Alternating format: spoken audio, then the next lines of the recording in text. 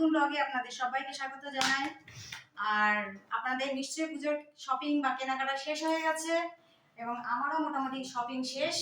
আজকে চতুর্থী হয়ে গেল এবং চতুর্থীতে নিশ্চয়ই সকলেরই কেনাকাটা শেষই হয়ে গেল। আমার মোটামুটি করেছি একটু, আপনারা দেখুন।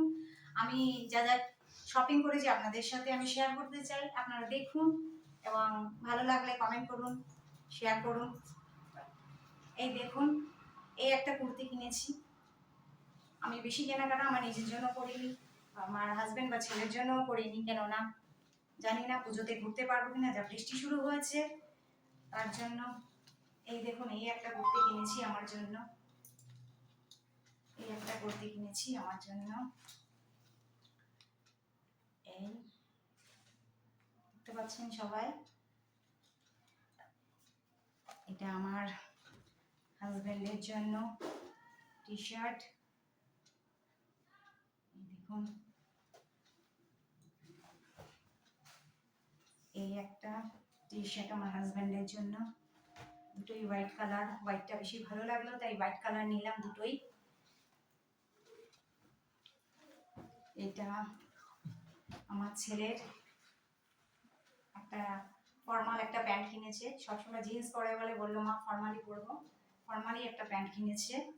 এই দেখুন, আমার হাজবেন্ডেরও ফর্মাল, সবসময় জিন্স পরে বলে, ওরা সবাই দুজনেই ফর্মাল নিল। এই দেখুন, এই ফর্মাল প্যান্ট কিনেছে। এইটা আমার ছেলের শার্ট, দেখুন